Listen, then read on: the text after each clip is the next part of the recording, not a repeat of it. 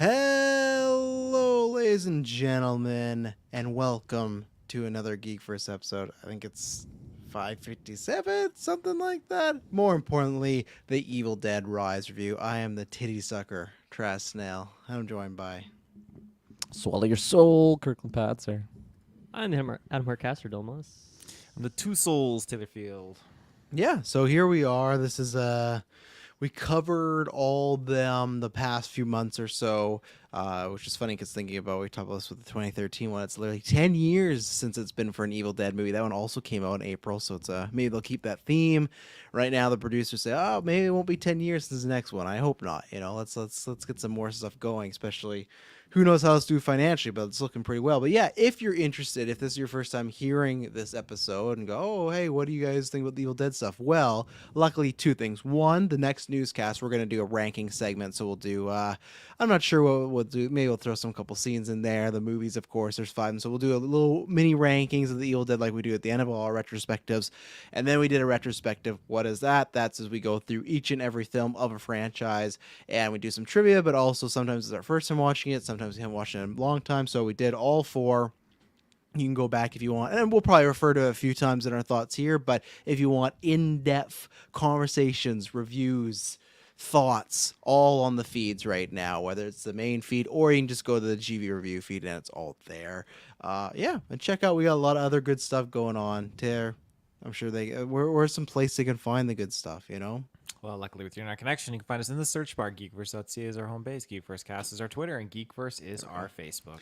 Keep losing my orange juice. I keep putting it in different spots Can't because do I that, don't. man. I put my water bottles up here, but it's an open glass of orange juice, so I don't want to have that catastrophe, right? So I have You it on the remembered your ground. wallet, Risky right? move. I just What? forgot to remind you about your wallet. You remember that, right? Yes, I did. Yeah, It's with the orange Oh, juice. that's It's with the orange suspense. juice. I told Tara before we leave, like remind me about this Put it wallet with the because cup holder. usually I put it in Emily's purse and stuff, but Emily obviously did not partake in this movie, so I did put it in the cup holder. Put it in another lady's purse that was sitting next to you. Yeah. Hold on this for a while. Luckily, I had nobody. There was 4 seats or 2 to 3 seats that were bought beside me. But while me and Taylor walked in the theater, there was a couple kids that were turned away. The theaters being like, "Oh, you can exchange your ticket." So I think I lucked out. That got no one beside me there. So yeah, So they got moved over to Mario to help break those records over there. Yeah, you can see Mario. A bunch of like 13-year-olds, almost 14. You can see Mario, little guy, and just like, I want to see the Gives Deadites. him a little noogie on the head. Yeah, Get he's in like there, little guy. 6'2", jacked, bigger than me. Yeah. I know I'm 13, but I want to see Evil Dead. But yeah, there's done stuff on the feed, newscasts, reviews, side quests, which covers video games and stuff like that in the next little while. If you're a horror fan this week, me and Dylan at some point, or this weekend, they'll be on the feed, which should be the next 40 hours. So we'll be reviewing Beau is Afraid. I got a rant on Beau is Afraid. Taylor already knows it. We'll wait. I haven't seen the movie, just like on a seating arrangement thing. So I'll save that for the Okay, review. okay. There's a tease for that. But yeah, lots of good stuff coming up the next little bit. So just subscribe. Next week will be CinemaCon. So that'll be fun. We're getting flash trailers and other announcements. And yeah, so a good time all around. But let's dive in this. Oh, and everything you need to know down below, the Patreon, if you want to support us there. Tune in about probably a week from now. We're going to have some fun, exciting things about that. You'll get to hear all those details. And yeah, right now you get exclusive episodes ad-free, which there's an ad-free RSS feed that you can put into your podcast player if you didn't know. So make sure you do that. And early episodes, like what we did with the Evil Dead retrospectives. Next, we'll do an indie. You get all those. A big shout out to the Patreon producers, Aaron Braden, April Darkness, who I'm sure fucking love this movie, Joshua Wright, and Jack Grant. And yeah, a big thank you to everyone on that, because again, everything between this feed and the Patreon feed, what you pour into the show, comes back to you guys, because we can create more content, have more time to pump out retros and stuff like that. I think that's everything. Kirklin Patzer, what did you think of this film? Non-spoilers, yeah, right, of course. right out the gate, non-spoilers. I really enjoyed this movie. I had a good time watching it. I had a bad time at portions in all the right ways. This very much scared me to the bone, and I think it was very well made. It was very different from, well, I was gonna say very different from the other Evil Deads, but then you got Army of Darkness, so that's something in and of itself entirely different. But it was very interesting just having an Evil Dead kind of take place in a different area than what we're used to. And yeah, I don't want to say too much, but I feel like they did such a good job at just at slowly delivering us into this evil realm. And at first I was like, man, like this is kind of taking a little while to get going, but I think like in hindsight I wouldn't have changed anything about like the beginning of it. I think just getting us to the chaos was really, really well done. A lot of foreshadowing to stuff. Really, really like beautifully shot too. Like I feel like there's a lot of things that I'll be able to shout out when we get to Golden Geeks time for just like cinematography wise. I love the camera work throughout this entire movie. Really, I was very, very impressed by that. Performances across the board were really, really good for me.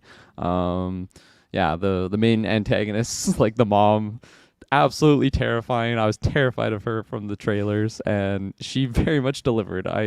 Even when she wasn't like demonic version yet, I feel like I was still like, man, this lady's a little freaky to me. And yeah, she did such a good job acting wise. But I mean, I think everyone did a really good job acting wise. And yeah, I was really, really just messed up after after seeing this movie. There's a lot of disturbing things that go on. If you've listened to the other episodes or just podcasts in general, you know that I'm not a big fan of torture porn, but I think that this one was kind of not as extreme as the 2013 version. In certain situations, maybe I'm just getting like more just more adapted to that sort of thing. He's ready for Saw. He's ready. Yeah, exactly. But no, I can't wait to talk to you guys about this. This was a good time, and I'm glad like the overall theater experience. There wasn't like too many obnoxious people just popping off or anything like that. I haven't seen a horror movie in theaters in actually a very long time, so this was like kind of an interesting. I don't know. I kind of forgot what it was like to be getting that full blast audio in the theater, because there's a lot of there's quite a few loud scenes in this. I never got to see the 2013 Evil Dead in theaters. I heard how loud that one was, but loudest movie of all time. But yeah, no, I had a really good time with this one, and yeah, very impressed, because I had very high expectations going in from just where we were in the retros, just seeing that Evil Dead mindset. I'm really just loving the Evil Dead stuff right now, and then the trailers just completely blew me away. So it was like, if it doesn't meet what the trailer was, I think it's going to be a disappointment, but I think they surpassed it, in my opinion there. So yeah, I'll pass along. And our theater was pretty full. Like, I don't know if it was a full, like, is 52 is exaggeration or not? I don't know. Like, I feel like there was a few people in them. them. It's probably around that. Yeah, and I was surprised. I feel like there's just certain movies I've seen lately that don't even have that amount. They're like bigger profile, so that's a hopeful good sign around and whatnot. But Mr. Musk, you've had a journey. You can go back to Retrospective to find out Dylan's journey, but a journey of not really liking some, loving some, all over the place. Where did you land on Rise? Travis, can I go last? I feel like I'm a little conflicted, and I need to just hear. I just Sure. need to hear some more roundtable discussion before I go. Yeah. I'll go first because I'll go next. I went because- first. Yeah. Two souls. But it checked every box for me, because I think I said this because Taylor or Dylan hadn't seen a trailer, and I had said this in a newscast or something, or maybe a retro, just saying to me this definitely from the one trailer. There is a second trailer. I think we all avoided that, and I don't know how much more they showed, so I'm happy about that. Because even the first trailer, there's some moments like, man, I wish I didn't even see.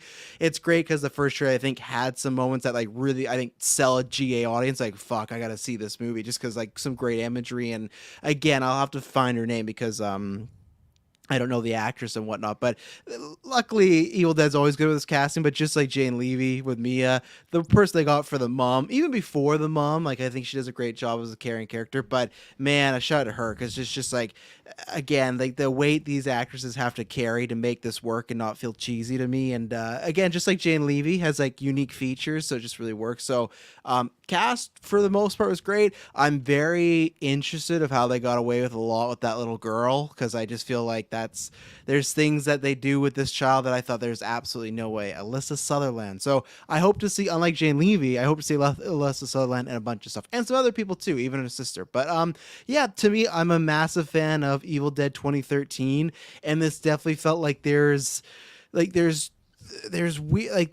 talked about this before, like little factions of Evil Dead fans, and there's lots of people that just love that 2013 one and the rest of the franchise. It's kind of fun because it's older and cheesier. So I think if you love the 2013 one, This is a home run. I think it is great at the 2013 one. It's doing something different, has a different dynamic, has the same though type of tension, has the same type of thrills and blood horror and torture porn stuff like that. But for me, it's tough nowadays to build tension because I feel like we've just seen so much done in horror movies, right? And I feel like there's a few times a jump scare, but again, it doesn't resort to the entire movie being loud noise, and stuff like that. I think it brings out genuine terror with the idea of I didn't really think about it till a couple days of just like, man, putting the Evil Dead concept with a family. There's so much around that's just like it's gross, and they hit all those gross buttons. The ones they go, oh, like I hope they don't go this far in like in a good way because like that's too much.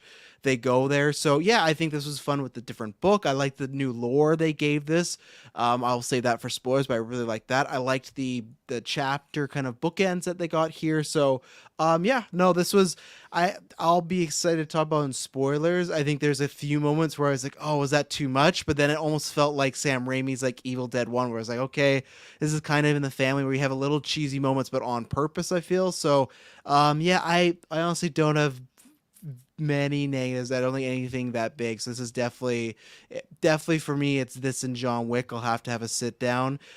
This and John Wick are tied right now, and I hate Letterboxd. You can't tie movies, but I have cases for both. So yeah, to me this was a home run, and brutal, gross, fun film, and I think I'm just ready to declare and throw the flag down because there's 5 films now. I think Evil Dead is like the best horror franchise. I don't know if there's any horror franchise that has this consistency because there's other franchises that have been on longer and maybe one movie might be better than the rest, but then they have so many shit films in there. It's just like right now with the 5 movies we got, sure they're span all the way from 85 to now, but just what quality and what we go through. So there I am. Taylorfield, where are you? Yeah. So this this very, very interesting film because it managed to do a lot of things that I was not expecting, and I did watch that first trailer, and I was still caught off guard and still blown away by certain things. I almost feel like maybe I forgot some of the things that they showed in that first trailer. I'm gonna have to rewatch it now in retrospective just to kind of see like, oh shit, like yeah, okay, so they did show this and that and yada yada yada. But I think that it was a good time. I was cringing. There were some moments that were just, oh my god, I am twisting up here, and I realize now that there's. Because I saw it with you, Kirklin, saw it with Travis. There's 2 types of people. Forget about me for a second. And 2 types of people in these scenarios. There's the ones like myself and like Kirklin, where when something gross is happening, our heads are down like this, but like we're looking at it. And there's Travis leaning back, just full on like soaking Taking it it in.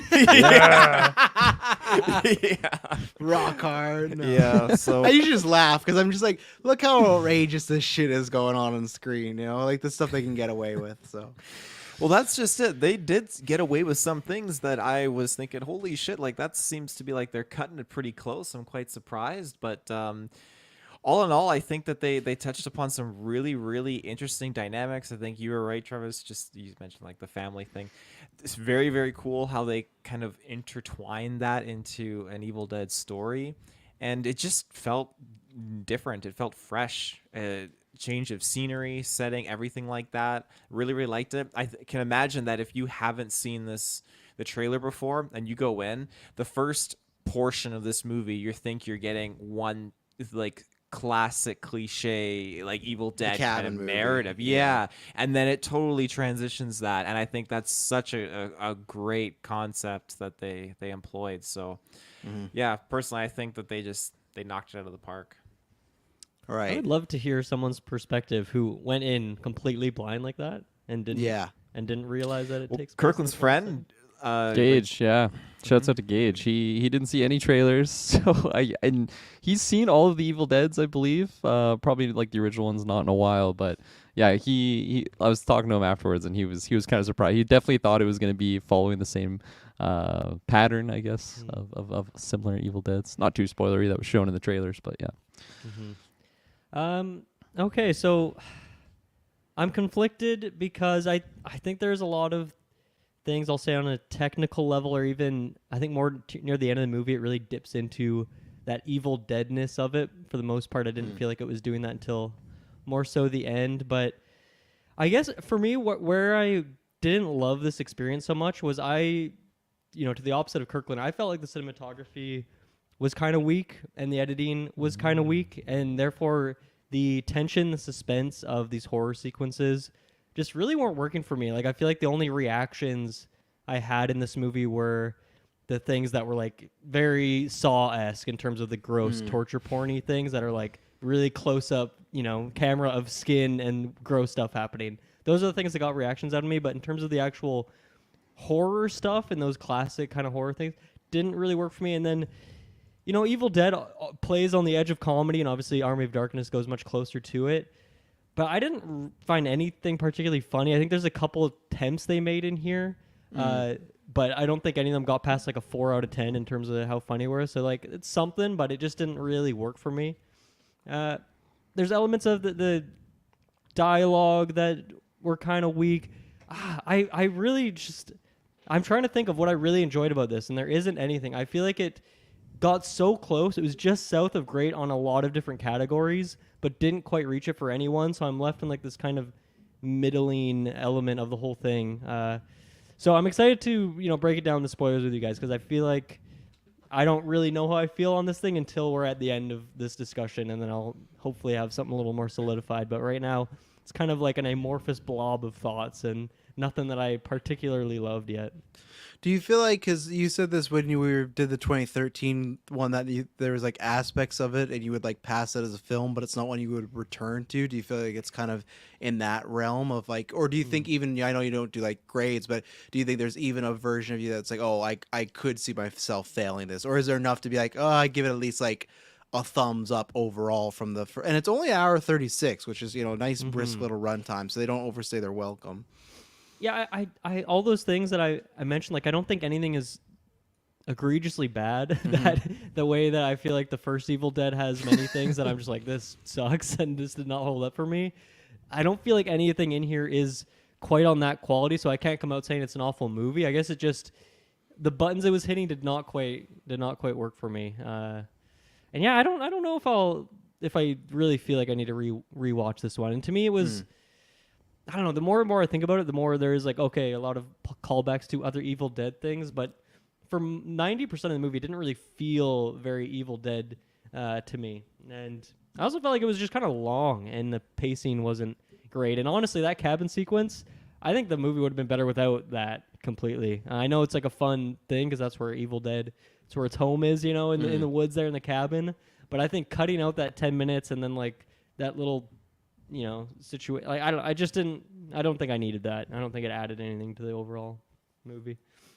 Well, there you go. We're going to talk about these buttons and everything now. So if you're not seeing the movie, if you're like S-Bubs in the chat, we will break for spoilers. So you can come back a week, whenever, or if you don't care, you're along for the ride, we're jumping into, but we'll give yourself a little ad break to get yourself to pause, get out of here, come back later. So we'll be right back. And we're back. So yeah, let's start with the cabin thing, because yeah, they do the freak out, or like the fake out, not the freak out, but I guess it kind of counts and everything. I guess I don't know. I guess the reason I guess it's weird to say it like this. I guess the reason I'm for it is because I do feel that they purposely this time are making it be known that they're going to not make it 10 years till the next one. So I feel like this was world building. I don't know if that necessarily makes the movie better, but I like that as far as I think there's going to be a follow up, and maybe they'll make it like this thing that spreads. But I wouldn't need them in the movie, but I like both sequences. I like the setup of kind of like Taylor said, like the fake of the cabin. Now we live in a world where we knew it wasn't going to be in the cabin, but I like that's kind of like a tribute to it. And I really like the sequence on the bed with the cousin sitting up and reading the book. So I think that, I don't know if it's needed, but I think everything that happened in it I like. And man, one of my favorite splash pages, whatever, title cards ever, when they had that cousin rise from the water and they had the words rise out of the mountain. I absolutely loved that with the music. So that's why for me it was like I don't know, it's like a fun little Evil Dead short film in the middle. It's almost like something they would have played like as an intermission, but they spliced them at the beginning and end. So I like it as a way of, if we're going to get more, which I think we are, that kind of works to set up, hey, this one's different, and dismemberment doesn't work, so how are we going to take it down? And two, I just liked the content we got there, so... Yeah, I agree that that was something like from the trailer that I was just kind of wondering. Like, I'd seen the family in the hotel or in the apartment building, and then seeing like the dock sequence with the what would you call that? The what did she do to her? Yeah, thank you. So I like beforehand, it's like, how do these like, do they just go on a travel sequence to like different areas? So then right away it was like, oh, okay, this is this is how it's just tackled here. So I think. If it wasn't something I was super looking forward to, of like, oh, I can't wait to see how they go from this location to this location. I think I'm kind of with you, Travis, where I did like that aspect of having like a little mini Evil Dead short film inside of it, because I liked the sequence overall. I really loved too like the shot of just the cabin outside.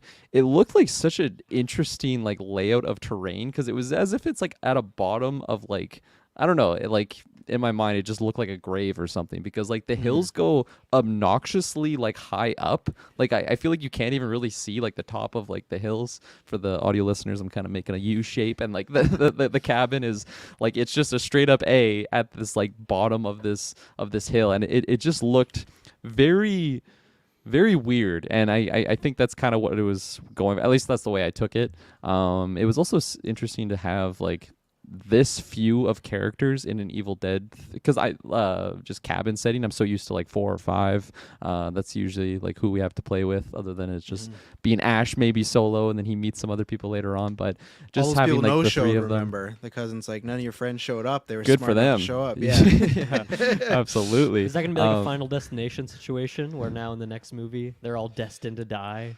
Well, easily, right? Possible. They could have showed up a day later, right? Like that's like, I'm not saying that's a sequel, but that's why I feel like they're going for the it's gonna spread, and maybe this is the way you kind of get to Army, like the way if the Deadites at one point were supposed to take over the world, maybe this is the book that does it, because we don't have an answer of how you stop this book. It just goes on from the next person, even though all the other movies had cliffhangers too. So Yeah.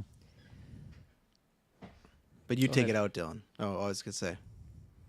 What's that? Sorry. Oh, I said, but you take it out. But I wasn't sure if Taylor was going, so I see him now. But Yeah, well, I guess for me, just the ending of the movie too. I almost spoiled that in my non-spoiler, so I tried to kind of cut this all off.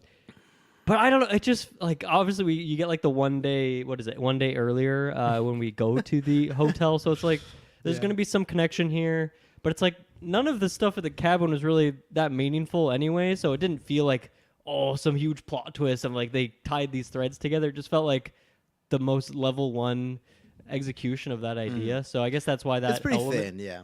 that element didn't really work for me. And then, I mean, yeah, some of the stuff there with like the scalping, like that's gross, obviously. But yeah, I guess nothing else for me. Like, I didn't need that 10 minutes. I could have done without it. And then I think the movie could have been a bit shorter and paced better because of that.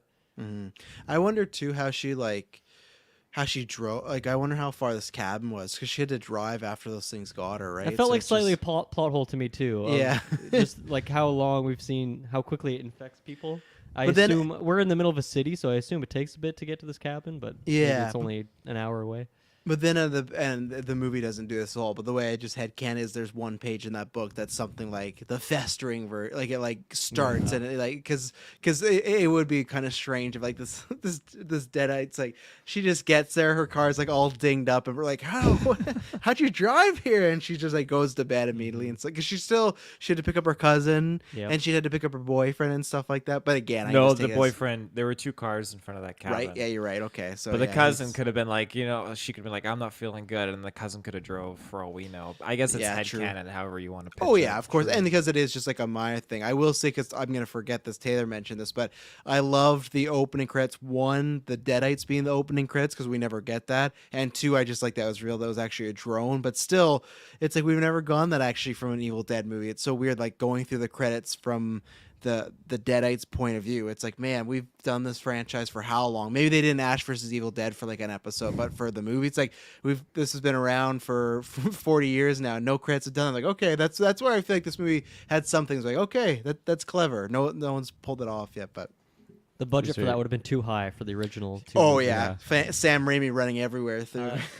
Quick question: what was there a particular scene in the trailer with the mom, or was there like a bunch of quick shots of different stuff? I'm curious what that scene is that I kept hearing was so terrifying. There was the one when she was making the eggs. Okay. So that scene, the one where the little girl let her in, that was in it. And coming out of the Bathtub. Yeah. There was quite a The few maggots actually. line. To me that was like Yeah.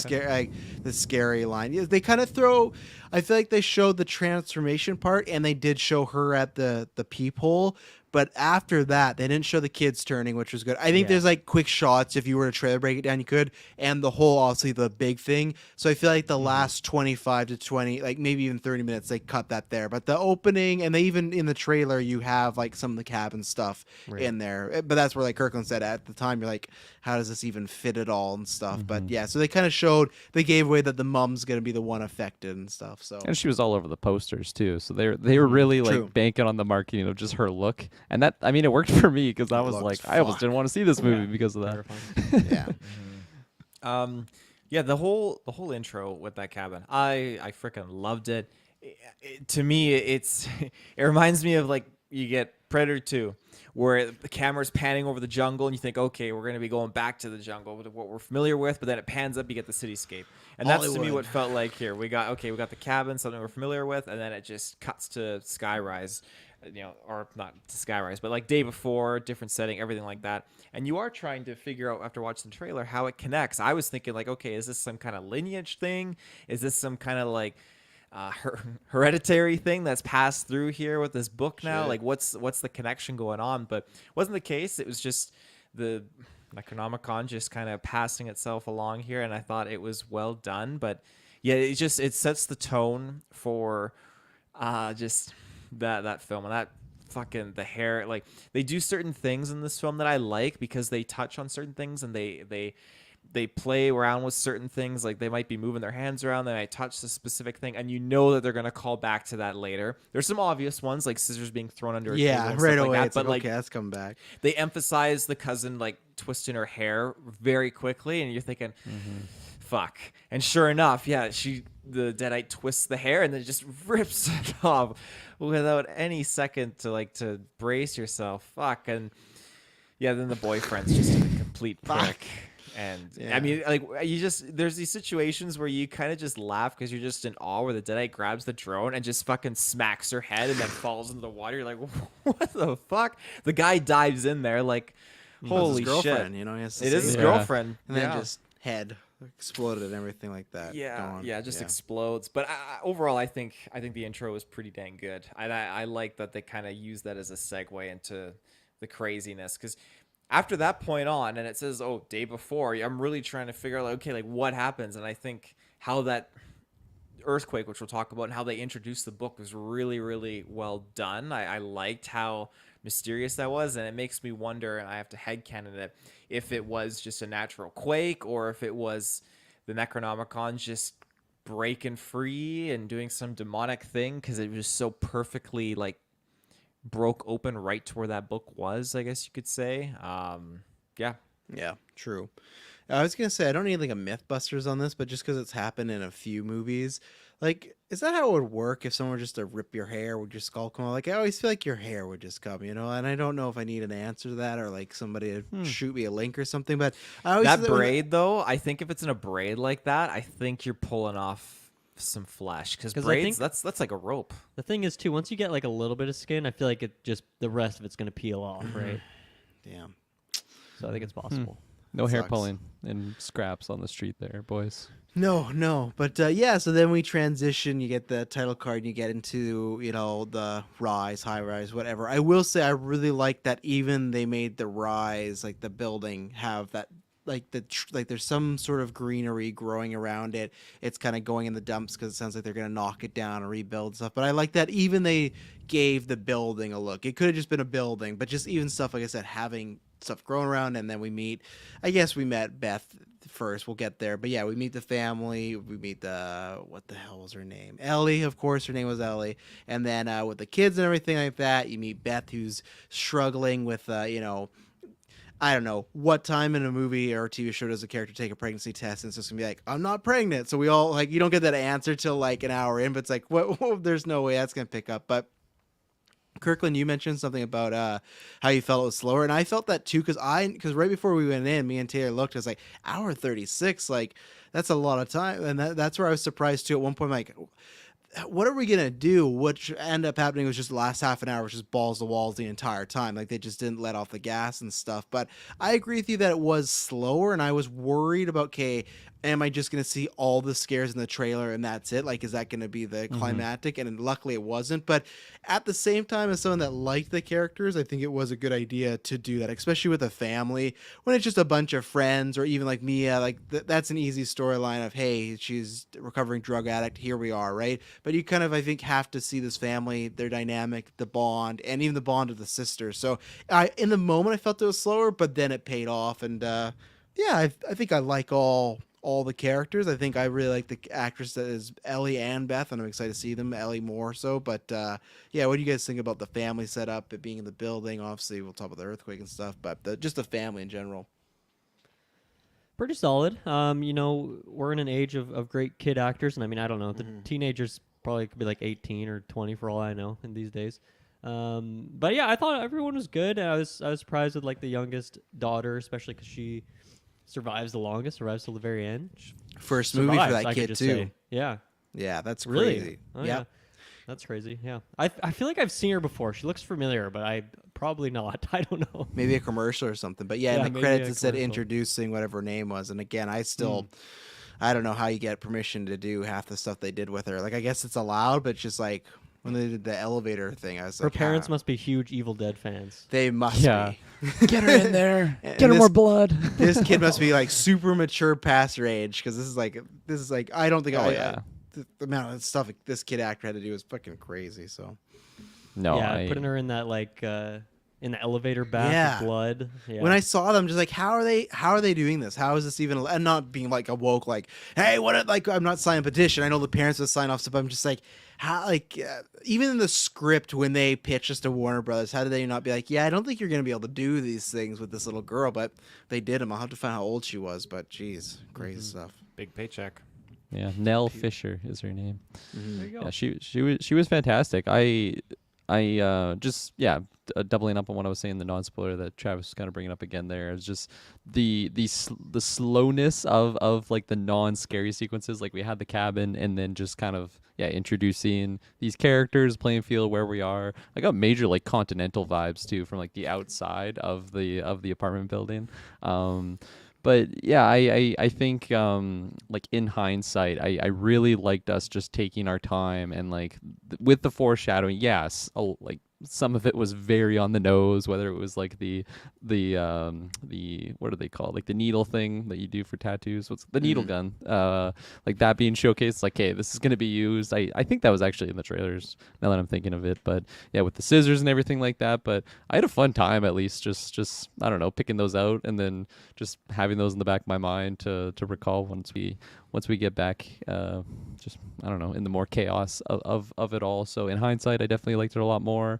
Yeah, I liked the whole cast and crew. I was very much too thinking that like, okay, these kids are just gonna have like plot armor or something. Like nothing's gonna happen to them. So I feel like when it got scary, particularly when no, it wasn't Beth, Bridget, when the mom had like the tattoo gun like right on her eye. I'm like, hey, it's not gonna You were hit. squeamish. Like I was because of like the closeness of it, but also it's like, okay, well, they're not gonna just jab her eye out. Like, come on, it's a kid.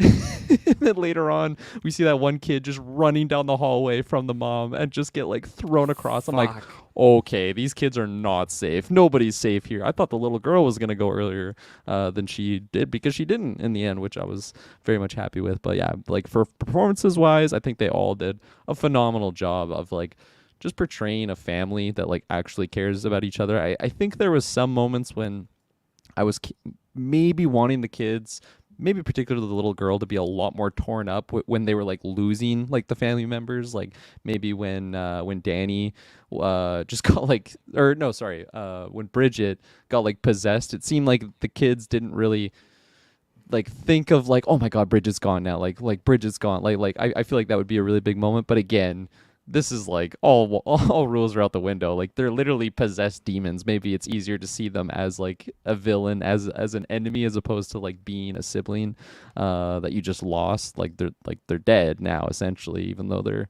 still moving around. So I think there were some moments when I was wanting a little bit more of that, but that's kind of picking hairs. Like for the most part, it is pretty chaotic. So it doesn't give you too much. Like maybe if it was slower in those sections of them to just talk and like reflect on what's been going on, like maybe I would have really expected them to be a lot more just mentally torn in those moments. But I guess the movie doesn't really give you too many moments to breathe in amongst the chaos.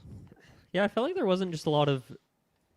Not that small talk would be a good fit, but I feel like there wasn't really just filler Downtime. dialogue. Yeah, in Yeah. between the sequences. Even when there was downtime, it was like the characters were just off doing their own thing, which I thought was very bizarre. Like there's a couple times when they just leave the Cassie just on her own. Yeah. I'm like, what are you guys doing over here? But then again, like I think that was maybe one thing too with this is that I just felt like this had very classic like horror movie. Everyone is very stupid vibes. Where there's just so many times where like the deadite, whether it's the mom or the daughter, are just like right in front of them, or like is with their back turned, and they just like stand there. Like no one ever backs away.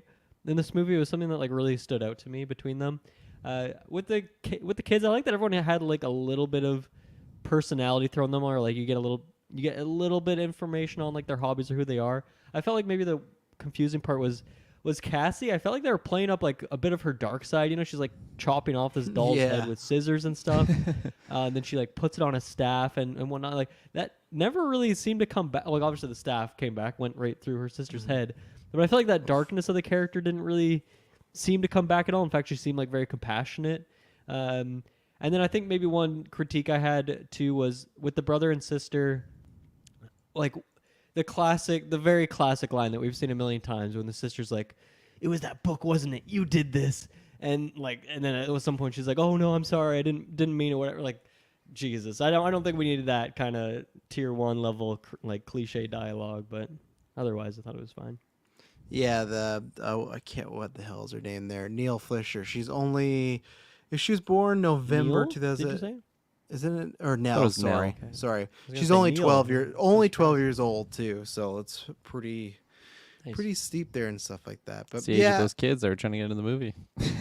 yeah, it's funny like you were talking about Kirkland. I thought when we met, because that was one of those things where it's like, okay, you got the mom, and usually just happens at Evil Dead, right? Where someone reads a book, someone gets taken over, and then they slowly get taken over. But it's like, are they really gonna have like all these kids, like the kids? Because even though they're teens and whatnot, but still, you haven't seen that in Evil Dead, right? Even Mia's group, they're all in college or out of college. Like some of them are nurses, like they're in their gonna be 30s soon, right? So not that saying you feel less bad, but this is a different level to it, right? So when we introduce the neighbor, those kids, the old guys, like okay, those are gonna be the other Deadites, but no, we had all of them turn in. I was I didn't think it was out of the realm of possibility, but I was wondering if they're gonna go there, especially because it's not only is it younger characters, but it's a family, against a family and stuff. But yeah, I agree. There's some moments where it just they kind of skipped over that portion of Evil Dead. And again, my headcanon is this book works a little bit differently, but like usually what happens, one gets taken over and there's about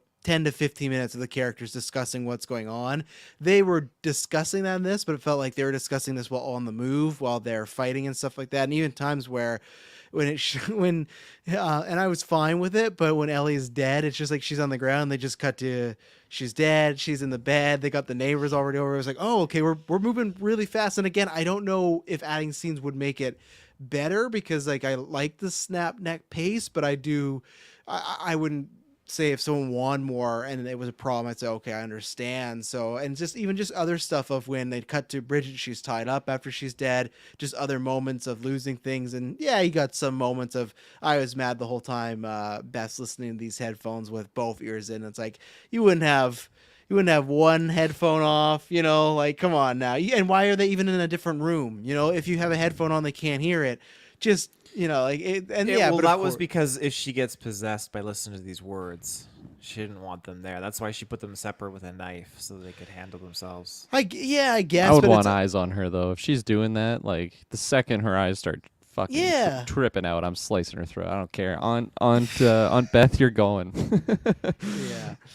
I don't think I could ever like just game now with headphones on like that either. Like I'm just always gonna be thinking something's crawling off my roof or something. Ugh. Check those air ducts. Yeah, I love. Check I those love. air Yeah, ducts. I love. They did a lot of those scares as far as like some like when she came out there and just like that reflection in the window. I really like that reveal. I liked when they were walking, the brother and the Cassie, and you had Bridget just walk out, and she had the Oh, blanket yeah. over and stuff. So I liked those kind In of the background. yeah, Ugh. very similar. Strangers, Hereditary. Yes, there it is. I liked those moments as far as the reveal. So there's a couple of Do those you- I enjoyed. What do you think happened to the cat? Do you think she killed the cat? Dead as a doorknob. It was in that little body thing at the end somewhere, probably. I think the cat got out. They Like didn't cat show the got out. cat The cat die, got so out. it's alive as far as I'm concerned. Yeah. I think That's the cat true. got out. If you don't die on screen, you're alive. So I was wondering if that was gonna, if like they were gonna go do an infected cat, because that Ooh. would be That'd be goofy new. and silly, and would actually fit for what Evil Dead is. Not that this movie really dipped into those comedic elements, really, but Yeah.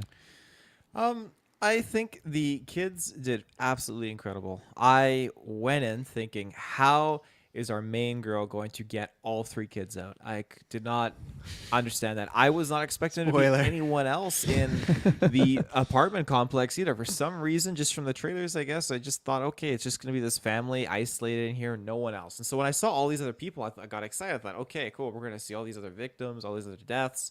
They're going to be our cannon fodder while the kids are going to be the core surviving group of people here. So not the case. Like when obviously classic Evil Dead cliche, like if you get injured, you're probably like I'd say 7 to 8 out of 10 times you're going to become infected. If that injury is like licked or puked upon by a deadite, you're 100% gonna go. So they didn't show Bridget necessarily get like licked on when the mom was like, "Let me kiss it better" or whatever, which is fucking gross. But she stabbed herself first. To me, that was the sign immediately, is because she They- stabbed they herself. did, and then that she- was yeah, like- that's true. Yeah, got some Yeah, of 'cause the when you nectar get in there.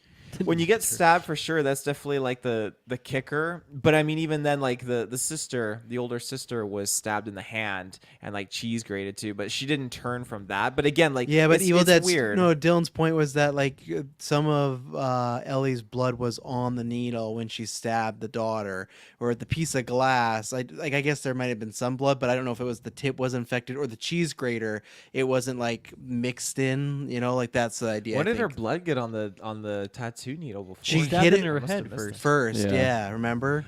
Oh, That's what right. where That's her where she got ink the was. ink. You know. Yeah. Okay, yeah, Yeah, okay. yeah. I'm that. pretty sure though, like that mirror glass that she like first came at with like to stab There's some Beth blood on there, I had think. blood on it. But so that my that's- pitch is I don't know if the very tip did. I know it did where she was holding it, but if the tip didn't, Okay, she might have yeah. been safe. Which I'll have it to sounds freeze frame stupid, that but scene. people do that in Evil Dead, where it's like, well, specifically I- this stab didn't Show happen. me the shot. Yeah. Yeah. I just headcanon that it's like in all these Evil Dead situations, there's like a protagonist. There's a main character. There's the single player character, You like Ash, headcanon it? like Ash, that just is immune to something like that because he gets fucked up multiple times. Sure, Yeah, his but he's hand not kinda gets immune. Remember, he infected. cut kinda. Yeah. It definitely does. He has to cut it off. I feel like Beth really should have turned like through the rules of Evil Dead. If you disregard the I don't know, the plot armor aspect to it, I feel like the cheese grater, like that was a messy ass She kitchen got with her- a lot of her blood going belly, on. and Yeah, Just yeah. the Thank you. There fingers. was bloody fingers that went right true. in. But Yeah, I guess that in the could- next movie that the no. If fetus if they will start be the next evil. movie and she's in it and she turns, that would make sense to me for sure. Yeah, I'm I with you agree. on that. I see. No, I don't think she like pierced the stomach. I think she just got the skin. she was in there. No, No, I don't think so. She I- high-fived the fetus. From the way the shot was. No, I don't think so. Especially if that kid's alive. No, I to me, I took it as she broke the skin, but I don't think she got like in the actual full internal on organs. Kali and stuff. Mod that I kid. mean, even in No, she didn't. even in Evil Dead 2013, right? Like when Jane Levy's like chainsawing someone's head. Like obviously some of that blood is gonna go back into her system in some way. But I the wonder with rules are weird. with her, it's like I almost take it as like because she was infected and now she's not. She's like immune to it. You know, I don't know about. Oh yeah, I maybe don't. I that's don't what know it about is, our yeah. our situation with Beth. But again, the easy cop out answer is always new book, right? You know, new book, new New book. rules. Yeah, it's the easiest. It's the easiest. Just like oh, we'll see what happens. And Yeah. man, I hope. I would love her, Mia, Bruce Campbell, and get Cassie. Jump 5 years, hopefully the same actress, just be this fucking badass little kid, you know, like I would just love like what this kid, like you think about this, the other people of course are bad too, they've been through the experience, but no one's more fucked up than this kid that has lived through this experience. And I would love if we can get that, if we can return to this character at some point, even if she's on her own, because I feel like that's gonna be that's a team leader character right there. That kid's gonna grow up grizzled. Already she's grizzled. At the age of 12, she's grizzled. You know. Sam Raimi did do Multiverse of Madness, so maybe this is a good. I time to hope. come back. Campbell was Do a talking about it multiverse too. thing. Yeah. Just in closing on again the family dynamic here, when they start to turn, and you see obviously the first daughter. Bridget, thank you. She's all tied up and wrapped up. That was just fucking crazy. And just the spear Stephanie going through her head, all that crazy shit. Like it was just 1 to 100. The cheese grater, like you see the item on the ground, you think, fuck, you know it's coming, and it's just cringy. And they do not hold back because that skin is peeling like that, like through the grater. Fuck, it was brutal. I didn't even watch. I think I remember Yeah. seeing like that action in the trailer. I don't know. I don't even remember what they showed, but I remember the cheese grater. So as soon as she grabbed it, I just looked away. I All was they like, I show don't in the want to see trailers this that touch skin. the skin, but oh yeah, no, they show a whole bunch of like you think about cheese. They show skin hanging there and About cheese. everything. I gotta say that one was not actually that bad. I feel like to me the eating the glass and it poking through her neck. That was probably the worst for me. See, the cheese grater for me was worse because, like, as I always say in the Saw films, to me, anyone's like cut themselves or nip themselves a little bit on a cheese grater, so I could be like, man, what would that feel like go like that? I honestly couldn't tell you what it would feel like to bite and swallow I can't. glass. Eating chips, scorping What? chips down, and then it goes down I sideways. guess, but that's Salt and That's what I vinegar feel versus like. Vicky's. That's what it feels like. I guess, yeah, in there, yeah. yeah. This is like times fucking a million, but yeah, there's some good ones in there. Even put a little hole in there, but I was glad somebody finally did the cheese grater. I was mad. I'm sure someone has that. I was mad because it's in one of my scripts, and because in wrestling they've done that for years. It's an easy thing to fake where you put the cheese grater on the head and you go quick, and like they can cut a little bit to get blood, but in wrestling they've used it for decades to cheese grater. I And feel horror like movies it's haven't. definitely been done. You're the horror master. You've I- never seen that before? Somewhere, but I feel like nothing in like I'm not gonna say like the Babysitter Deluxe Killer 2. Like I'm sure somewhere, but I mean like in a big. I feel like it hasn't been busted out in like a Halloween, a Friday the 13th, a To me, I Leprechaun, feel like a that Chucky. and the wood chipper. I was like, okay, we've been here before. Yeah, but, X Force did the wood chipper. Remember, we've been Oh, there yeah. before Yeah. for sure. Yeah. I'm pretty sure the cheese grater was used not so much in the horror sense, but in a Jason Bourne movie. I remember like specifically there's like Right? a hand-to-hand combat where he Yeah. like grabs the cheese grater and he like goes to the side of someone's face, pulls Yeah. it back, knocks Oh, them. So nasty. Obviously, it's no. a lot skin less hanging there, graphic. and- Yeah. Exactly. Bourne's very quick, so it's just like, huh, and then you move Yeah. to it. So maybe I'll find a top 10 cheese graters, but I thought this was used very effectively. I'm trying to think what else I could say. I'm surprised the youngest girl, Cassie, survived. That did catch me off guard because I thought, okay, when all these other kids are dying, it seems like anyone's off the table now. No one's gonna survive. Yeah. I was worried because again, like I don't fully understand you take damage, you get possessed, but it's got to be deadite damage or blood or something like that, because she did get knocked at one point and she like made an emphasis of like touching her nose and it was bloody. I'm like, oh no, she's like, this is gonna be it. Like she took a wound from one of them, so now she's gonna turn at the end of the movie. I really was expecting it to happen, even when the elevator crashed and she's just kind of like dazed. Like I thought her eyes were gonna totally trip out there, and then that's when Beth has to just run for it. But I am really glad that she made it out. She was a crucial part to Beth's victory in the end. But like even again, like I thought she was gonna perish when the fucking color out of space monster was grabbing her. Well, she made Deep this Paul. movie to me feel like like Aliens meets The Shining meets The Thing. I feel like with all Alien these 2 different with the themes. little girl? Aliens, yeah, the second one for sure. Other Like, she than the reminded me blood of you. elevator, what else remind you of The Shining? Because that's The that's hotel, like skyrise element, all the rooms yeah, and stuff like I that. guess. I feel like it's very different. But yeah, the elevator shot's a complete, I'm not going to say rip off. I think it's a tribute, but it's the exact same shot from The Shining. I did like the little, like, ding, and then it opens up, but it's literally a blood elevator, which, like, can't be mad. The blood elevator is like one of the most classic shots ever. So it's like, yeah, of course you do that. When you had Cassie, I was just sitting there like, okay. When I think about she might get possessed, is like, how good is this 12-year-old actress? You know, because I'm just thinking about like, man, if she's gonna have to play a deadite, and in this role, I'm like, man, do they have a kid that can pull this off? Obviously, just throw some scary makeup on them, but still, you got to have like an aura. And obviously, they didn't go that far. But I did think, I thought they might do it, and they didn't. But yeah, I'm happy for the girl, I guess. Kirklin, you mentioned again earlier was that peephole scene briefly. I thought that was fantastic because they played that so well. Where again, the mom in that view is terrifying from the outside, just smacking her head, Hereditary style. But when you see like that perspective and the mom's not there and the boy is like running, freaking out, and the mom's chasing him, it's like fuck. Like I'd hate to be in that hallway. And what do you do? And even when we were in that hallway, it was just balls to the walls because Owen got his like eye sucked out, and then like she pukes it, and this felt very Evil Dead-y. Yes. Like it goes right in Yeah. the guy's throat, which is just fucking gross. Oh my In God. that moment, I was like, I didn't need that. But then I was like, I guess I am watching an Evil Dead movie, so I'll allow it. But it was just like, because in the moment, everything was so intense. It was just like and then it happened. And I felt like probably because not to be mean, I just don't think like the actor sold it the grace. It just felt very over the top. But at the same time, that could be a choice, right? Because hey, we are in an Evil Dead world, and there's not too many things. Like I think the elevator dinging, and then the blood, that's like a kind of joke and stuff. And I think the eyeball, but there is not too many. It is more to me The 2013 record with style. the voice and stuff. I feel like they were trying to. Yeah, what a great image. Yeah. What did you guys think of the other? I'll say cannon fodder. The rest of these people in this hallway. Yeah. I did not think it really added much. I don't think they did much for me. It was a part of the movie when I was still like, okay, the kids are immune, like they're totally safe. Maybe at the end we'll see something crazy happen with them, and then we like meet all the cannon fodder. I'm like, oh, that's why they brought in these other characters so that the kids don't have to die. You know, we can kill off these other ones, but then they Other got killed off. kids. Different kids. True, Yeah, yes. B tier kids, but kids nonetheless. Good point. But yeah, I was clearly just proven wrong because those B tier kids were still just murdered, and like that one kid was just flown across the hallway, and I don't like it wasn't a big graphic murder or anything, but just seeing him fly and just like, man, that kid's dead. Like they just killed a kid in the hallway like that. That was.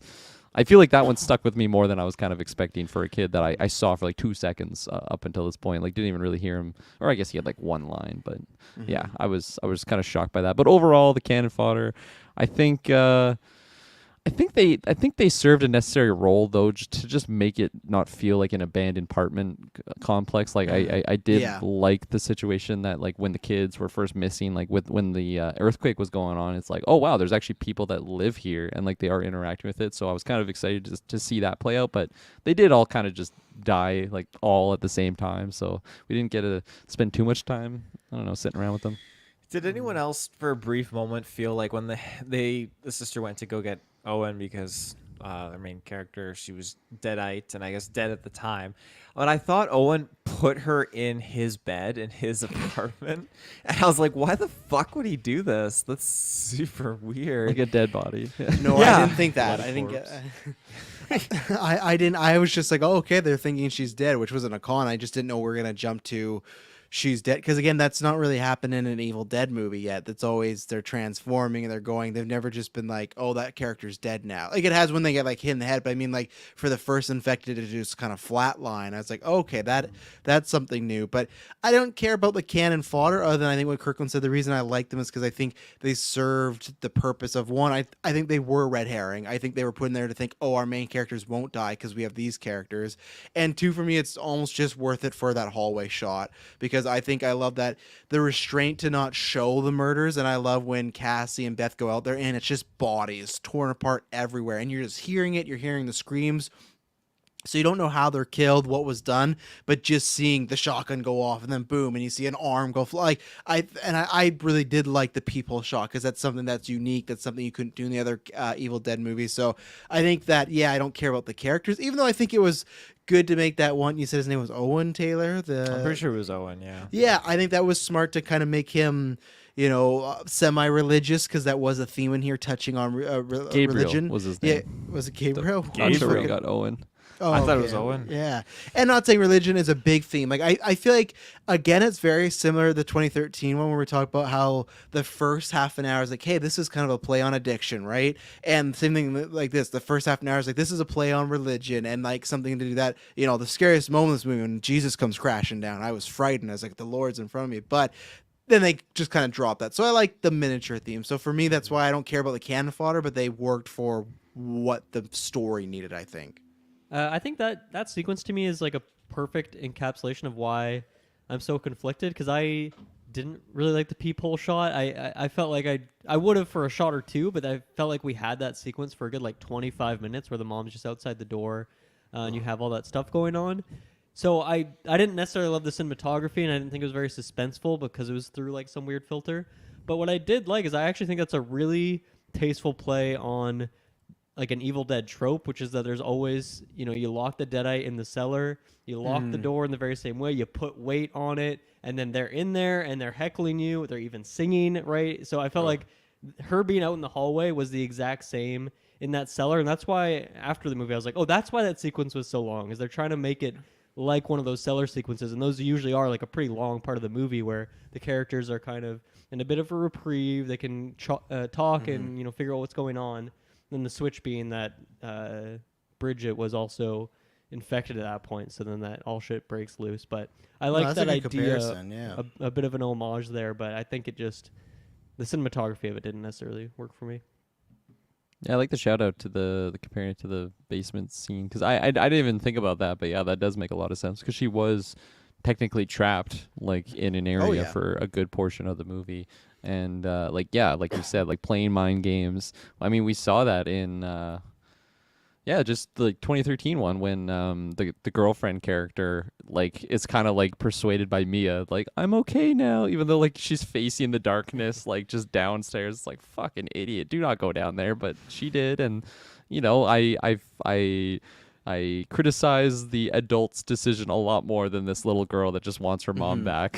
I think like in the trailer, because they do have that of her like opening it up, it's like fucking kids, but I give her the pass, and that's I give her that pass there. Especially she's like, you don't look so good. Yeah, I think she didn't say that, but like, and especially because classic Deadite, they're playing on their weaknesses, and when she's like, oh yeah, and I found your dad, and he says he loves me, and we're gonna be a family again, it's just like, oh fuck, like she blows him the kiss and everything, and so that's why I think with the kids it kind of works away. Even with the teenagers, I feel like I can buy them opening up this book a lot more than some adults. Even though my favorite line is, he's like, mom really needs the money if we could sell this. It's like, who the fuck you selling this to? Like, it's some like old raggedy like, what is it? You think it's some collector's item that Toys R Us sell the 96? Like, what money are you gonna get from this? But alas, let's take our second break and then we'll carry on.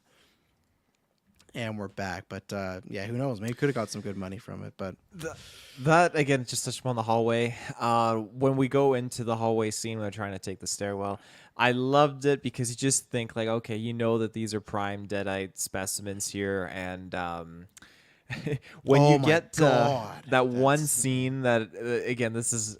I burst out laughing because it was really, really funny. I won't repeat the whole exact thing, but the guy's just... No? You won't say it? I'm not going to say that word, no, because I can't remember her name, but she was it Beth? Beth, yeah, Beth. So she's going to get the shotgun. She steps over like the one guy, like he grabs her leg. He's like, get your filthy hands off of my gun, you thieving C-word, yeah. The thieving is what got me, not the C-word, because I know the Deadites, they love dropping their like derogatory terms, but he just called her thieving. I'm just like, because they always use like these words, like that's why it fits with Army of Darkness too sometimes. Like sometimes just like just words that are out of date. Like no one's using thieving anymore, unless you're speaking about something in a book or something. So yeah, that's definitely the line that got Taylor. I'd say probably Kirklin too. Oh, Yeah. I was laughing. It's like his delivery too is like so clear. Like I'd never heard like a Deadite talk so cleanly. He Oh wasn't my a gosh, Deadite. That was something the sneaks up same guy. behind you, Dylan. It startled me. That other line too, like again the one-liners that they definitely land them because like when the mom is banging on the door, like open this door like your legs, you filthy groupie. It's like holy shit. And Beth was like getting pissed. She's like, I'm not a fucking groupie. Which Yeah, I thought that was an trigger. I thought that was an odd choice in that moment of her to be like mad at the like it because like I get that what was there who's the Ellie? I don't know why I'm forgetting that name. Yeah. I get that she kept calling her like a groupie, but it didn't feel like Beth was really taking offense to that. Just kind of felt like a tongue-in-cheek thing. But it felt like really her whole life she's really held it to Ellie that like she keeps getting called a fucking groupie, and maybe that's it. But that line for me, I was like, oh, I don't know if I needed that there. But they gave them some good one-liners and stuff, and. In the moment, I'd laugh because it was just like, oh yeah, this is just the Deadite completely like just shit talking them and getting under their skin. Yeah. And in hindsight, I like the way Beth reacted because it's like she's not just like, oh no, my sister's sick, like my sister, like we gotta save her. Now it's like I'm just so fucking annoyed with this thing. Like I do not want to be in this situation right now. She doesn't want to be pregnant. She doesn't want to have to be looking after her sister's kids. And now she just has this like demon thing that's just like berating her, and she's just like so frustrated. Like she's finally seeing Ellie as the enemy there, not just like her sick sister.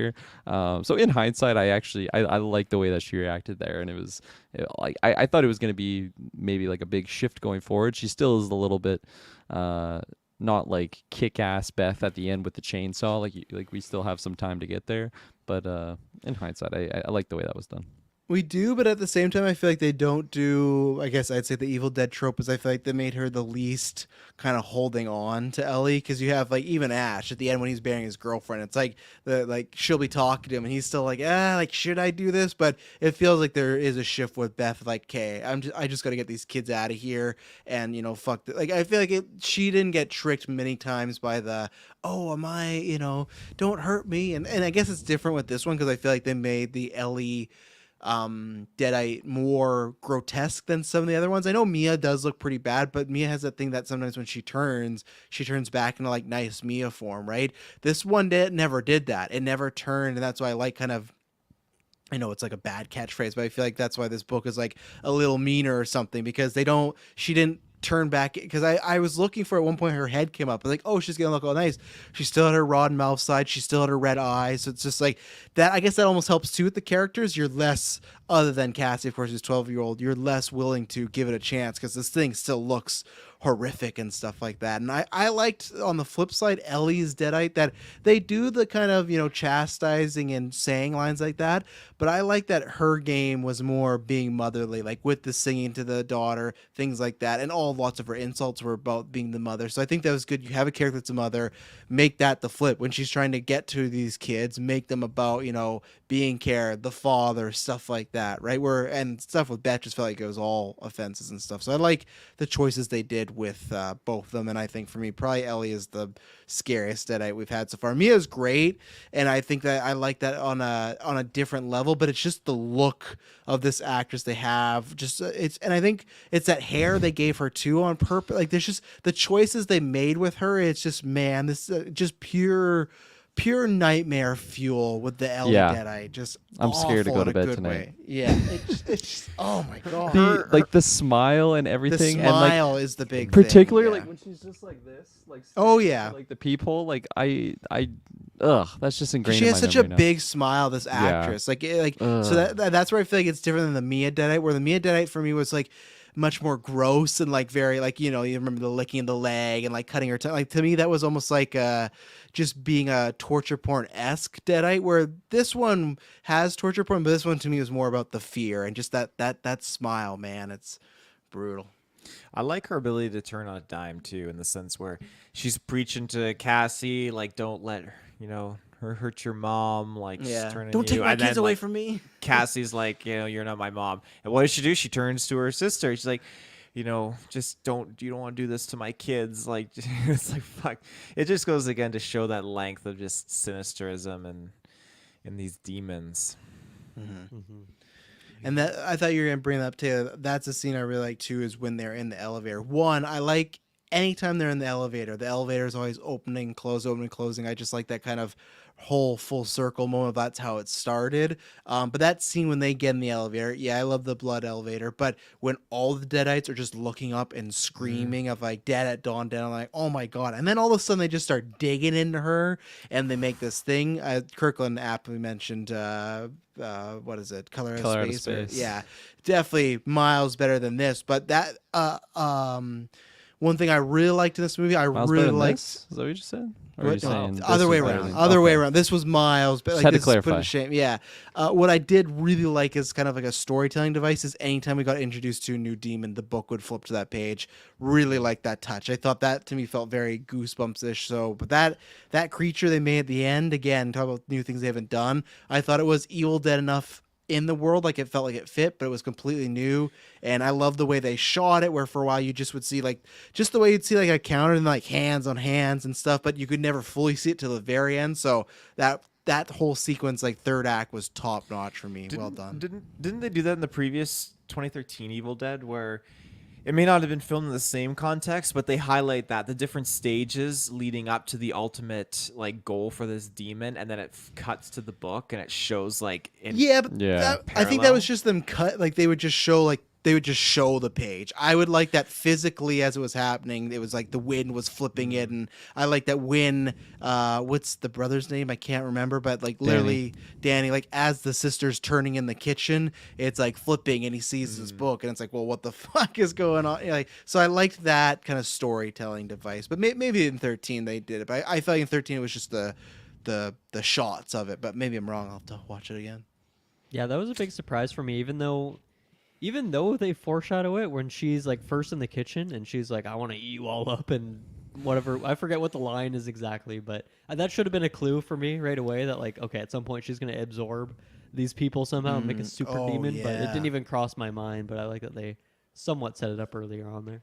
I think it was like cut you into pieces and put you in my warm belly or something like that. Which again, like about Right. get inside you or something. yeah, like and that. like another theme as far as they didn't touch on it too much, but like with the baby, I think that's another thing with the mother being the Deadite. This idea of absorbing the kids, taking them back, and stuff like that. So just a little mini theme there. And There's a shot too in the book of like a bunch of people like ripping open like the belly of someone or something. It was just a very gross shot, and that's actually what I thought they were doing initially. And then they Mighty Morphin Power Rangers and just turned into something super grotesque Deadite! and disturbing. Deadite assemble. Well, it didn't look like they all climbed into her. Like, and when we see her at the end, I think it was just the kids, because when they showed that scene It was just the of the kids. vent, yeah, the thing crawled up there, and then the neighbors were still up top Yeah. on that floor. So Yeah, I those guess so, Deadites yeah. are still up there the whole time. sucks Yeah, for it's a those good point. other neighbors downstairs. Have to deal with all this shit. And that was a line that I'll forget is when Bridget turned and she said that she was eating the glass because she wanted to get rid of all the creepy crawlers out of her belly. It was just like, again, I like that they like reduced Bridget back to being like a little kid in that moment. But yeah, again, good some fun creepy one-liners that I'll remember. The pregnancy comments too. Just again, we had them from the mom, and then now here when the Bridget was like, "Yeah, you gotta get the bad stuff out of my tummy. You don't like having the bad thing in your tummy?" Like just playing on it. It's like, oh, it's just brutal, fucking brutal. I thought it was great, like script writing and camera work too. In the moment when you have Ellie and she has Beth pinned down, and that realization of her being pregnant, just the way that she's like sniffing her belly, and then she like puts her head up against it, and you can hear like the heartbeat. Thought that was a very fun turn because I feel like right away you're Two like, souls. you're squirching in your chair, like, oh my god, what's gonna happen here? But thank God for scissors. 14 million souls. Good old bootstrap, eh? Good old bootstrap, exactly. Yeah. I was very worried in that sequence for Beth as well as her unborn child, because I this movie was already doing very dark and grotesque things. I thought they're gonna go super extreme there and just Oh, like yeah. rip the fetus out or something. Yeah. I'm like, oh my god, like I thought it was this- game over. yeah, absolutely. It's I'm glad it over didn't for happen. you, fetus. Yeah. Yeah. No. Still time. Still time. You know. still Who time. know? Yeah. What happens next? I was just gonna shout out when we first see Bridget when she's been possessed and she's just like in the most unnatural pose ever, like in like a frog stance in like the corner of the counter, but like also like looking up. Like I feel like it's one thing to be on the counter, you know. I feel like I've seen some drunk people kind of just standing on a counter like that, but the fact that her head was just completely like turned the other way and you can't see what's going on. I remember like as soon as we just like enter the kitchen from the perspective of the of I don't even remember who it was, but just seeing Bridget there, or yeah, it was Beth. It was Beth. Like just throughout the theater, like there were some chuckles of like uneasiness. You guys not were like, chuckling. Yeah. but like I feel like there was some other people that were just like, Oh, yeah. oh, okay, here we go. Like she's fucked now. Like that is not a normal human anymore. Very, very just unnatural. And yeah, uneasy sequence and with the glass, you know, followed to the neck thing that we already talked about. Very disturbing. First chuckle our Theo gave was when at the very beginning of the movie when the girl fell off the bed. And I didn't even find it that funny, but with everyone else laughing, I kind of chuckled along. Like, 'cause she was just there, and then she just like fell down. I was like, I chuckled in the sense of like, okay, here we go. Like, like don't go check on her. I know what's gonna happen. Anything else or anything else specific scenes wise? I should just bring up the Wikipedia just to make sure. I know there's probably some other gross stuff that I've forgotten, but Well, the ending, as we were kind of getting into that was very interesting because when I laughed at the point when Cassie, they both made it through that gate going down, and Cassie just got grabbed and just fucking yanked away, Yeah. and then like it's within like 4 seconds she's already 20 feet away, getting pulled over the car. And just again, we get the chainsaw in action here, and we get, obviously it's cool, the gun, the boomstick. So a lot of good like classics here. We get Beth saying like, "Come get some." Like, so this is where it started to really take shape, and I really appreciated that. they did like the the Blood Raining Rain like Blood, too, 2013. Yeah, pretty much. Of like this was it in like a realistic way and stuff. But even then, while I'm watching, it's like, man, you just got this little girl and just the blood of her mom and brother and sister just raining down. I'm like, man. Yeah. There's some hardcore stuff going on, but I thought it was a great finale of like the creature, but also just the wood chipper. It's something we've seen before, but to me, like it, and that's what's interesting with that priest saying, "Hey, dismember." That was the kicker, right? Because always dismemberment was what happening, and he's like, "I dismember them." I kept hacking away, and then when he said that didn't work, it was like, well, fuck, what would you do? I believe this, that, okay, like literally they are turned into little itty bitty pieces, which was strange because when we got that character from that gets infected, like the cousins, even when she was walking down there, they showed the blood, and the blood looked like it was like moving. It looked like little things were like kind of twitching and stuff. So it shows Yeah. like even like them in pieces, something's still holding on to it. So I thought it was a good finale. And even then, like earlier on to the brother, he got vomited the blood. So they definitely kept with the bloodbath of it. But I thought it was a I don't know, satisfying conclusion to kill off this big monster. So Yeah, absolutely. I think and Easter There eggs was- too. Yeah. I think there were some moments when I thought the creature was just kind of holding back for the sake of like getting our main characters kind of out of it. Like at the very end when Beth is, you know, not Cassie. Jeez, what's her name? Oh no, it is Cassie, the little Yeah, girl. the little girl. Yeah. She's like, hit it, and, you know, drop the one line, and then get some time to hit the trigger, and then you just see like the creature just like waiting there. Then it's like, okay, and then she approaches with the chainsaw, and it's just like, okay, whatever. It's like you're in a boss battle and you're getting ready for the final hit. And also like I did like the car scene. I found it a little eye rolly that they just couldn't go, even though they're slightly into a bump, but whatever. Yeah. Even how they got out Buicks. too is very. Buicks. It was Well, very to like Taylor's hand point, who knows if wavy. that was a true earthquake or a deadite earthquake? True, Right? So yeah. True. Maybe it was grabbing on The building, yeah, it could have been holding onto the wheel. I like, I don't know, like I do like those moments when they're like trying to be quiet because the creature's around in the parking lot, but like I feel like they're making enough noise. They were and, noisy like, as loud. fuck. It's yeah, So and loud. like it was right fucking there. Like there's no way they would have got it. Like that was definitely you The had to fact that hand she even wave got it. over, like, because obviously Cassie could get out the door pretty Yeah. easily, but Beth had to Yes. get over it. Like, Yeah. no way, no way. And I think as an editing, they should have made it that the creature was a little further back, because literally the thing was like right at the door, and then when the door opens, it's like they're both gone, and they're like literally just right beside. Like the Deadeye's not gonna first thing go over that way or go over the car and stuff. But yeah, I was actually surprised when they did like the final kill for that, and I guess it's still a tribute because she did the chainsaw to the head, so it's very much like 2013. But I was so surprised it starts getting cut up, and then Ellie's hand grabs the thing, and that's the last thing that's not going to let her go in. I thought for sure they're going to chainsaw her hand off like in Evil Dead 2, because it just was set up, and she goes to slam it down, and then she like hits her in the body. Has like, oh, I thought so. I don't know. You know, in my opinion, it was maybe a missed opportunity because we haven't seen anyone's hand get shot with a chainsaw since Evil Dead 2. So I thought we were going there, and we didn't. But I even like that happens, and Ellie's head, just classic Evil Dead. It's on the ground, and still saying like, "You're not gonna be a good mom. Like you look just like mom, and you're gonna be a failure, just like her." And then Quickly shout out because I forgot to mention when Ellie is like they perceive dead in the bed. I I love so much when the nice neighbor goes to like just close her eyes and they just like open right away. And it's like Good, yeah. I feel like in the moment it's like, okay, did I really just do that or did I miss or something? Like, okay, let's just do it again. And then like later on when it does open it up and like the flies on her eye and then she just gets it. Like all of those. Mom, you're back. Like for that 5 seconds when they're all happy, like even Beth is like, "Oh my God, your mom," and then which like, I guess I wouldn't know what to do in that situation. But when it's like she's burning up and like they throw her in the tub and they're just like dumping ice on her, it's like, I guess this is all you could do, right? Like I don't know what I would do in that situation if someone's burning up to that level. Like I don't know if there's a like to me, I guess this science, I feel like it's I don't know if that's how I know you're supposed to cool a victim, but I don't know if pure ice is the right way to go. And I'm just completely pleading fifth because I think that's the two extremes, but maybe I'm wrong there, you know?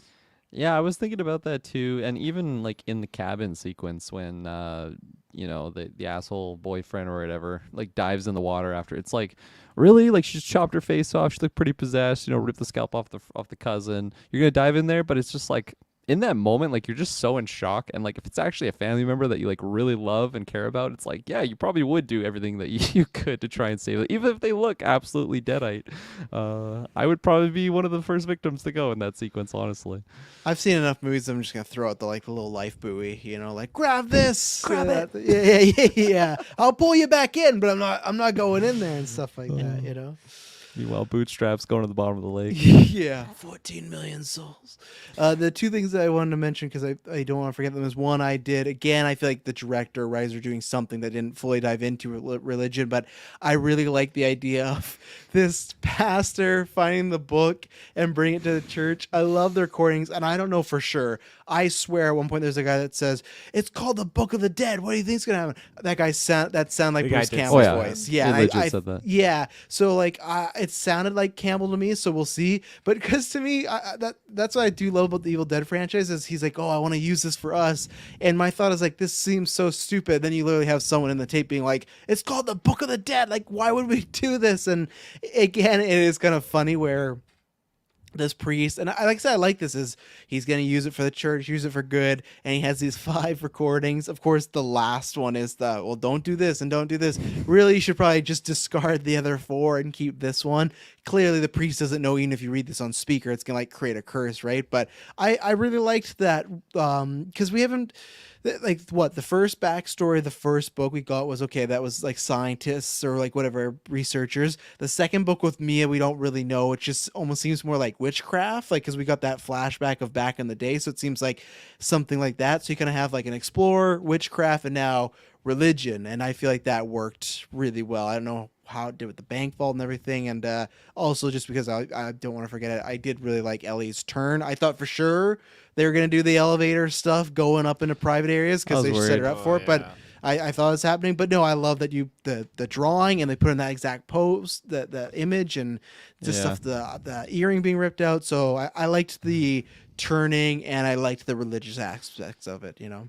Yeah, I'm glad it didn't go the full like usual scene like that with the tree. It like in that moment I'm like, oh my god, like we're actually going here, and it's so unnecessary. Like I get it for like the actual remake because it like they're redoing like the original to like hit all those same beats, but like this is the addition. Like you can evolve away from just the sexual assault on a character, even if it is just with a tree or in this case it was like wires or whatnot. So I am really glad that they didn't go there. Because like when they were grabbing her legs and everything, I'm like, oh Yeah, man, yeah. like let's not do this again. We can get away from this, people.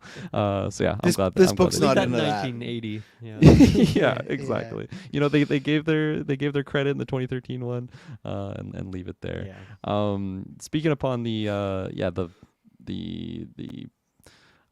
whoa, like the churchman's Yeah, what would you pastor, call- yeah. thank you. Churchman. My mind kept saying the Pope's exorcist because that's exactly what I thought of in those scenes. Oh, and yeah, I just connected kept, universe, I yeah. kept hearing Russell Crowe's voice like on the tapes, like, just talking about this book, and I was like chuckling to myself. I did love how the first tape was like, yeah, it's like a public forum. Everyone's like, no, this is a fucking terrible idea. Don't You do this. idiot. And then the next recording is like him in private, like no We've other voices. transcribed He's like, it. yeah, I've transcribed it, and here. It's like Tapes before disaster. Yeah, he did not win the vote. He did not No, win majority no. vote. So like he's doing this completely in private. Yeah. Like most people that kind of unleash this thing. And Yeah. I will say in the 2013 version, I did give some criticisms to forget his name. Dylan Travis, you like that one character, Yeah, the guy yeah. that like was obsessed with the book. And I think now, He's the especially best. seeing Danny like really obsessed with it, I think I am kind of won over in that idea of like you find this really fucked up weird thing, and it's just like pure human curiosity of like just wanting to know what this is, even though like there's so many red flags to not This go book's into the this. worst one because it has the teeth on the side. So right away, I'd be like, I'm out. I'm not opening this I don't thing know. at all. I still think the What? 2013 one, when like it's literally like carved guess, out, yeah, with like the barbed words wire. to say, everything is saying, "Do not read this next word," and he just goes off and says I it. guess yeah, a bit different since he's wants to throw on the record and listen to it. So Yeah. maybe that's a slight difference where Yeah. he's so passionate about that he's like, oh shit, a bunch of free records. I can't wait to put these on. And then I can put this in things my get mix carried away. tonight. Start scratching it. Yeah. Imagine that would how the movie ended. Like he Oh my goes God, to if he DJ. played that at a busy club. Yes. Yeah. Just That DJ. scene I'm was out of surprised. Maybe that would have been too cheesy, but I'm surprised they didn't try that at all. Like someone pick up those records, like, oh yeah, we should play this at the show tonight, and like that would be like it would just spread mass hysteria everywhere. You know? I mean, Beth was a guitar tech, so maybe they Yep. maybe there's some crossover there. She brought him with them, perhaps. And I wonder what the world thinks now too. Like, let's say you're the people that get knocked down this building, right? You go in this building, covered in blood. There's dead bodies everywhere, and now there's like a child missing. Beth is probably like on the FBI most wanted list #1 because they Oh, probably yeah. just think she murdered all these people and took a kid. She So brought the chainsaw with her too, so Yeah, looks yeah. guilty as fuck. I last had a known feeling- image. I had a feeling it was actually going to end kind of dark like that, where like the actual like the officers or whatever arrive to the building, and like you just see this like super bloody scene with this lady that has a chainsaw and like just looking like a killer. I'm glad it didn't go that route. Happy-ish ending for Beth with her unborn child and the new adopted child. I'm assuming Yeah. was the result of that. Mhm. Anything else? No, sir. I don't think so. Once going twice. Dilmus, any final thoughts? Oh man, not really. I wish I could have loved this thing as much as you guys did, but it just didn't do it for me. But I'm excited for the next one in 2 or 3 years if they keep it going. I hope so. I will be yeah. there at the theater still. I'm still intrigued enough by this series that I'm in it at this point. But yeah, this was. I'm not gonna spoil my ranking, but not my favorite. Of course, yes. Mr. Patzer. Mr. Patzer. Yeah, don't spoil the ranking. We got that coming up, but your score, Yeah. final thoughts. I think, just looking at this movie on its own, I really, really enjoyed it. I definitely got eased into the chaos and got absolutely terrified of this family dynamic with the Evil Dead. It's such a, like the Deadites already is just such a fun aspect, but I feel like it is still fun, but it's a lot scarier and darker with knowing that like it's the mom being taken over. You know, I'm fortunate enough to have a good relationship with my mom, and just picturing me as They did too. wee young lad, yeah, and having my mom go all crazy on me. I play wouldn't some even know what to hockey? do. I wouldn't even know what to do. Kirkland. Let me in. Let's watch some F1, Kirkland. I'm like, okay, I'll open the door. Anytime you see your mom cooking eggs now, you're gonna be like, oh fuck, shit's about to go down. Oh yeah, with the bloody eggs and everything. But I really really like this one. I'm curious if like on a future watch if my rating goes up or down, and by how much, because I think just especially coming off of like right out of the theaters, it's still super super fresh. There's a lot of memorable things that I saw, things that I wish I didn't have in my brain going to bed tonight. But yeah, they definitely hit on the horror level. I'm gonna give this one a 9 out of 10. I really really enjoyed it. As I was mentioning, like I actually really liked a lot of the crafty shots, in my opinion, that they had with maybe just like a zoom in of Danny like with his records. Like there's a lot on like the needle, through the peephole, as I was mentioning earlier with the cabin. I think I would have to rewatch it to just pick out like my favorite actual shot. Even when they like first go in on the mother making the eggs, and like you have the family in the one corner, and then it's like a slice shot of like the mother's face in the one side, and she's just got these insane eyes going. So I really really really enjoyed this one, and yeah.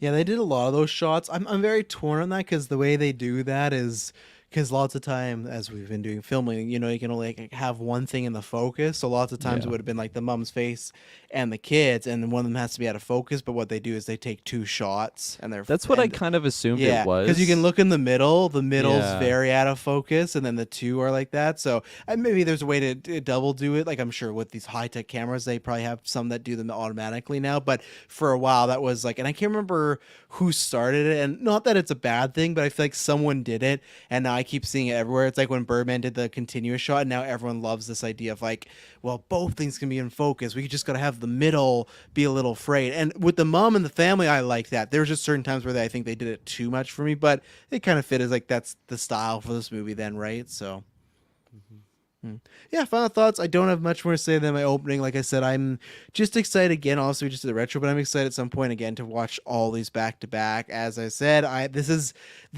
is my Evil Dead. I am the guy that likes the more hardcore nightmare fuel stuff that's gonna stick with you. I still love, like, you can go back, I rated both Evil Dead 2 and Army of Darkness high. I still love that too. I love the franchise can be a multitude of things, and I guess if you look at Evil Dead rules, if we get another one, the other one should kind of swing in that direction per se, because it's always kind of been that way recently with Army of Darkness to 2013 to Ash vs Evil Dead to this. But I will still gladly take another just more hardcore, in your face, very scary. Because again, from this movie, between the family, between the city, and between some of the dynamics they did with religion, with motherhood, I think there's a plethora of this franchise has been around for a while, but there is only 5 films, and I think there's so much more you could still do with it. I'm not saying you need to be like Saw and come out every Halloween. I still make them feel special if they're going to do more of these. But even if they didn't, these 5, man, this was a roller coaster. This was a good time. I was worried with the trailers, like, okay, have I seen the best stuff in there? 1, there was other things, but 2, when you got to the pacing of it, that's what I really enjoyed. Just great intensity, just the tension they brought to and build and let it fester and everything like that. I thought was fantastic. So I'm throwing the big old 10 on here because I don't have, even there's little critiques that I had that I just thought was like, I don't have any, I can't take like a solid point off. There was nothing that really offended me, and we'll see on a second watch, because I think that's the time now when that slower burn happens, when I've seen the movie.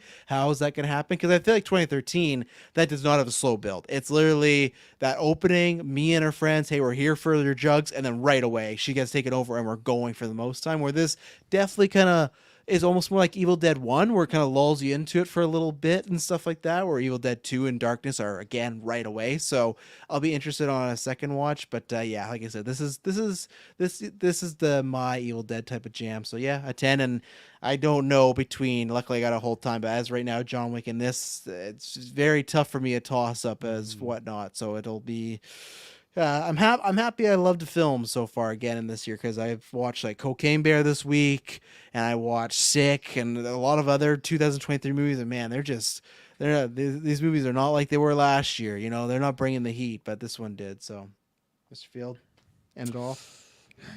Yeah, again, going into this film, I was excited, I was nervous, but coming out of it, I definitely felt satisfied. This was a crazy Evil Dead adventure that you got to indulge in, which is fantastic. And I think that I need to rewatch this again to properly know where I'm gonna stand on it. But at this time, I'm gonna go a 9 out of 10.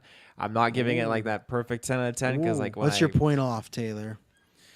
I feel I don't know. There's something missing from here, and like I don't want to get too far into it because we're gonna be doing our rankings for our films, so I'm gonna kind of save that Sure. point. But there's definitely something missing in here that I liked in previous Evil Dead entries for the franchise. But again, I need to rewatch this film because I could see myself bumping it up to that 10 out of 10 mark because I really did have a lot of fun with this. I enjoyed it, and I think that there's a lot more that they can add with this being the latest rendition into the Evil Dead franchise. So I'm hoping that they continue off of this because I want to see more. I'll never forget Give a us lot that of end these. game. Give us that end game. I'm never gonna forget a lot of the scenes in this, like particularly too when I forgot to mention this earlier, but the oldest daughter, she was like possessed or she was floating around with the blanket over. It was one of the points where she was turned, and it just does a quick cut to the mom, to the people going like just fucking Yeah, letting they're loose. like It was they're like holy loving the family shit. dynamic. Yeah, Yeah, like they were just riding high off of each other. It was crazy, but it's much like Evil yes. Dead 1, right? And then they did that in 2013. Like when other people get hurt, me, I would feel that and like get like a Yeah. rush. So I like, and this one's more fucked up because they're blood related. So Yeah, so between that, the crazy one-liners, and just everything going on, like there was so much good mixture of like new Evil Deadness mixed with that classic cliche of like cheesy Evil Deadness. So, like I think if you're a fan of the franchise, like I see this being definitely one that you're gonna love. Like your rating, Travis, 10 out of 10. So I think it's a good time, and I plan to rewatch it. there you go. Well, like I said, yeah, tune in for the next newscast. We'll do our rankings of some stuff, specifically the films. You got 5. But yeah, thank you to everyone that tuned in. Let us know, and yeah, maybe we'll put out the call what you thought about Evil Dead. Make sure if you're a Patreon, give us some of those reviews and whatnot. And yeah, it was a fun time. Promise you, when you hear from us next, it'll not be boring. Don't read any books. See ya. Smaller